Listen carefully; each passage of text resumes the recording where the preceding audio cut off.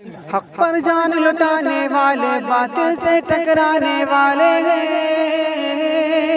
دین پہ مر مٹ جانے والے ہمت والے جرأت والے ہیں، قرآن کا لے کر دستور ظلمت کو کرنے ہم دور دنیا پہ چھا جانے والے ہیں۔ حق ہے اللہ سچ ہے واللہ، حق ہے اللہ سچ ہے واللہ، حق ہے اللہ سچ ہے واللہ۔ حق پر جان لٹانے والے باطل سے ٹکرانے والے ہیں، دین پہ مر مٹ جانے والے ہمت والے۔ کہ جس دن تم نے لا کے مجھے 3 روٹی کھلائی، جب رات کو میں سویا تو میں سارے جہان کے سرتاج امام الانبیاء صلی اللہ علیہ وسلم کی خواب میں 3 مرتبہ زیارت کی۔ میں نے کہا یہ کون سی مسجد ہے، یہ کون سا گھر ہے، یہ کون سا محلہ ہے؟ زندگی میں پہلی مرتبہ ایک رات میں 3 مرتبہ سارے جہان کے سرتاج امام الانبیاء صلی اللہ علیہ وسلم کی زیارت۔ میں باپ ہو گیا کہ نہ یہ مسجد چھوڑوں گا، نہ یہ گاؤں چھوڑوں گا، یہیں پر اپنی زندگی گزاروں گا، یہ سوچ کر کے میں رک گیا تھا۔ یہ وہ 3 روٹی جو حلال کمائی کی کھائی اور ایک مہمان کی عزت کرنے کے لیے، خود بھوکا رہ کر دوسرے کو کھلانے کے لیے جب آدمی کے اندر جذبے پیدا ہوتے ہیں تو اس کو اللہ کے حبیب کی زیارت اس کو بھی نصیب ہوتی ہے، اور اس کے طفیل میں جو روٹی اس کی کھا لے اس کو بھی نصیب۔ کہنے لگے جب دوسرا دن ہوا اور تم نے لا کے 2 روٹی کھلائی تو اس رات میں مجھے 2 مرتبہ اللہ کے حبیب کی زیارت ہوئی۔ میں نے کہا نہیں چھوڑوں گا یہ در، اور تیرا کھانا میں کھاتا رہوں گا تاکہ یہ بابرکت کھانے کی وجہ سے میں سارے جہان کے سرتاج کی زیارت کرتا۔ لیکن مجھے یہ کیا معلوم تھا کہ تیرا بچہ بھوکا ہے، تیری بیوی بھوکی ہے، تو بھوکا ہے۔ اگر یہ پتہ چلتا تو میں اسی دن یہاں سے چلا جاتا۔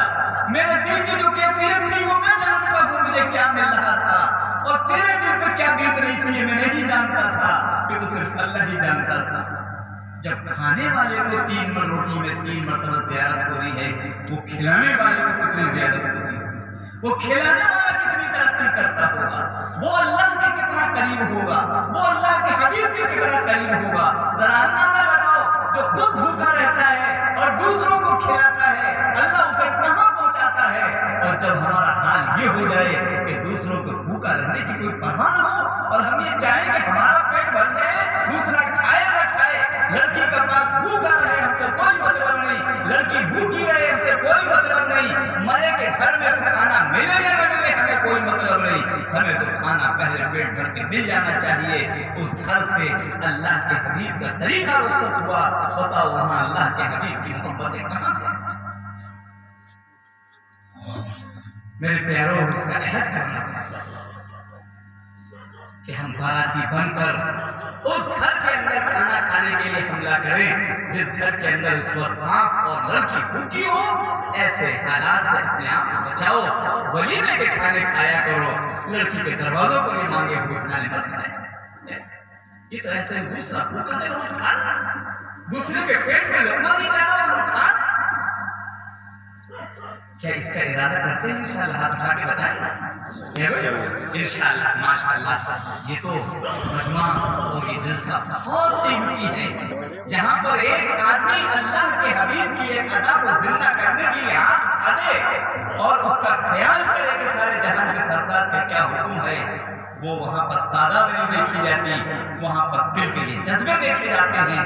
جو اللہ کے یہاں 3 روٹی تھی لیکن 3 زیارتیں ہو رہی تھی اللہ کے امام الانبیاء صلی اللہ علیہ وسلم۔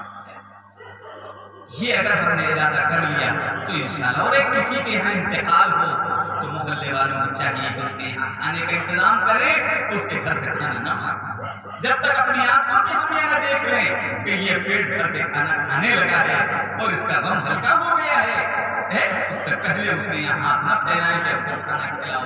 کیوں بھائی؟ انشاءاللہ اس کا بھی ارادہ کرتے ہیں۔ جلسہ بہت کامیاب ہے. اللہ تعالیٰ ہم سب کو سننے سنانے سے زیادہ عمل کی توفیق عطا فرمائے.